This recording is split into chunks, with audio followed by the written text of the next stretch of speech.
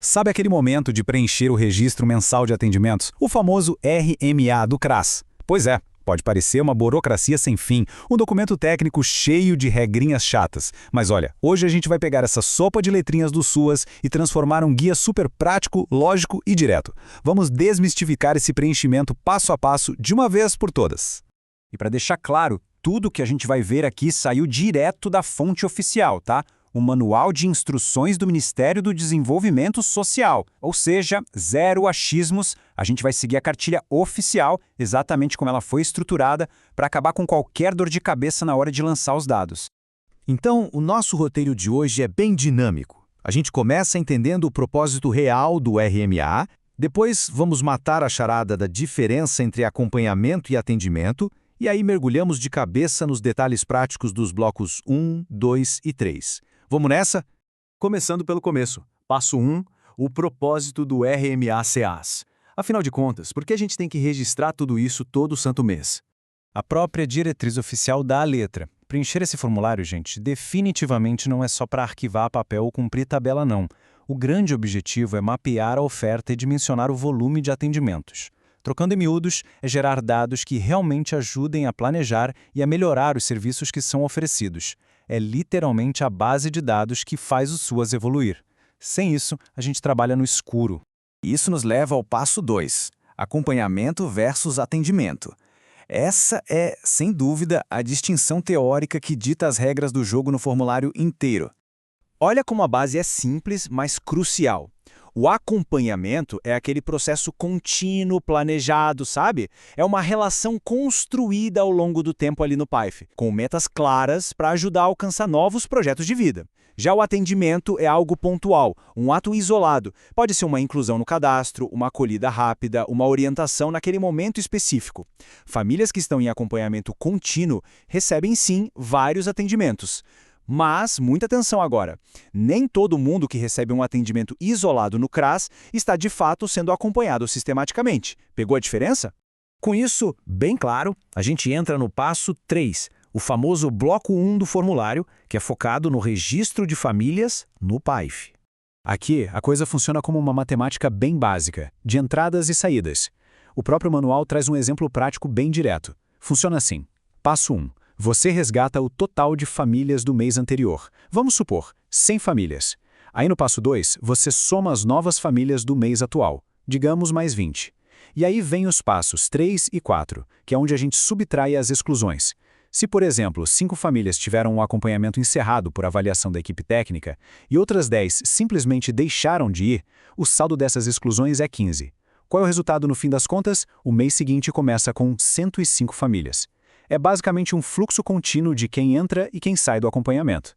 Maravilha! Vamos para o passo 4. Agora a gente vai falar sobre os perfis de novas famílias e como categorizar essas vulnerabilidades. E para sair da teoria e ir para o mundo real, o documento traz um estudo de caso muito bom. Imagina a situação da senhora Maria da Silva, mãe de 3 filhos. Analisar um cenário concreto como o da família dela ajuda demais a ancorar todas essas regrinhas abstratas na nossa rotina de trabalho diário.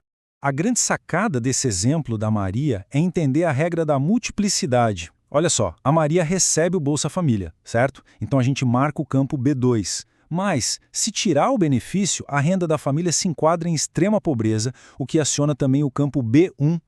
Um dos filhos está com baixa frequência na escola, o que marca o campo B3. E um outro filho está no PETI por situação de trabalho infantil, o que já puxa o campo B5. Percebeu? A moral da história é que uma mesma família pode e muitas vezes deve ser contabilizada ao mesmo tempo em várias dessas categorias. Mas aí bate aquela dúvida. Se a gente conta a mesma família tantas vezes, em campos diferentes, como é que essa lógica matemática fecha no fim do mês sem gerar um monte de dado duplicado? Pois é, o manual bate nessa tecla várias vezes, fazendo alertas bem sérios sobre isso. E eles sempre introduzem esse alerta com a palavra atenção. A regra de subconjunto não tem negociação. O número de famílias que a gente relata naquelas categorias de perfil, do campo B1 ao B6, se refere única e exclusivamente às características das novas famílias inseridas naquele mês específico. Por isso, a soma, ou o valor individual de cada um desses campos, tem que ser obrigatoriamente menor ou igual ao número total de novas entradas. Um erro super comum é o pessoal tentar enfiar todo o universo de famílias do CRAS ali nesses campos. Mas a regra é clara. A lente de aumento é só para as novas admissões mensais, ok? E falando em regras claras, a gente tem alguns limites numéricos bem rígidos. Por exemplo, lá no campo B1, de extrema pobreza, o teto financeiro usado na fonte era de R$ 85. Então, se a renda bruta familiar dividida pelo número de pessoas da casa não passar desse valor, a classificação está confirmada. E um detalhe importantíssimo que a gente sempre tem que lembrar: recursos do Bolsa Família nunca entram nesse cálculo de renda. Outro número vital que aparece é nas regras para o campo B3. Para não rolar descumprimento de condicionalidade na educação, que leva ao bloqueio de benefícios, a regra exige uma frequência escolar mínima de 85% para a galerinha de 6 a 15 anos. As famílias que quebram essa regra entram num piscar de olhos para o radar de atendimento prioritário da assistência. Passo 5, a gente chega no bloco 2. Esse é o espaço para registrar os atendimentos, aqueles atos particulares isolados. Nessa categoria entram aquelas ações de escuta e prestação de orientações avulsas. Sabe aquela inclusão ou atualização no cadastro único? Entra aqui. Uma orientação para o BPC, um acionamento do CREAS, visitas domiciliares ou até entrega de benefícios eventuais, tipo auxílio natalidade ou funeral. E aqui vai uma dica prática fundamental. Se num único atendimento presencial houver um encaminhamento e na mesma hora uma atualização de cadastro feitos em conjunto, essas múltiplas ações contam como apenas um único atendimento no volume geral. A contagem é baseada na sua interação com o indivíduo, não no volume de ações feitas naquela mesma sentada. E adivinha só quem reaparece com toda a força neste bloco? O sinal de atenção. A lógica da matemática e da validação de dados bate ponto aqui também. O campo C1 vai registrar o total absoluto de atendimentos daquele mês. Consequentemente, todos os campos seguintes que vão destrinchar o tipo de ação são meros subconjuntos. Em hipótese alguma, o volume dessas ações específicas vai poder passar do teto máximo que foi relatado lá no total geral. É essa trava que mantém a integridade e evita que o relatório vire bagunça. E, finalmente, passo 6, o bloco 3, atividades coletivas. Aqui a gente olha para a dimensão comunitária da assistência. As categorias cobertas aqui incluem as famílias que estão nos grupos regulares do PAIF, a galera dos serviços de convivência e fortalecimento de vínculos, separada por faixa etária, participantes daquelas palestras esporádicas e também a inclusão de pessoas com deficiência. E olha que diretriz curiosa para a rotina. Vamos supor que o CRAS faça uma atividade onde crianças, adolescentes e idosos compartilhem exatamente o mesmo espaço físico no mesmo grupo. Mesmo assim, o registro no formulário deve rigorosamente fragmentar a contagem. Cada pessoa tem que ser colocada no seu campinho de idade correspondente. Mas aqui tem uma verdadeira regra de ouro. Você só pode contabilizar exclusivamente aquilo que foi executado de forma direta pela própria equipe técnica vinculada ao CRS.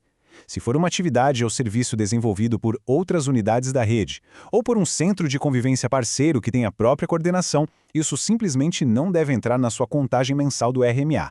A bússola aqui aponta estritamente para o trabalho interno da equipe da respectiva unidade. Para amarrar tudo isso que a gente viu hoje, fica uma reflexão muito importante. Essa precisão minuciosa nesse documento é literalmente a ferramenta que garante que os recursos do Sistema Único de Assistência Social sejam compreendidos, aprimorados e direcionados do jeito certo para transformar realidades em escala nacional. Esses dados alimentam direto a vigilância socioassistencial de cada município e do país. O sistema macro simplesmente só funciona se a base técnica do micro estiver exata. Então, com essas regras todas mapeadas e totalmente claras, qual vai ser o impacto real dos dados registrados no seu CRAS exatamente neste mês? Fica aí a reflexão para a sua prática diária. Até nossa próxima análise.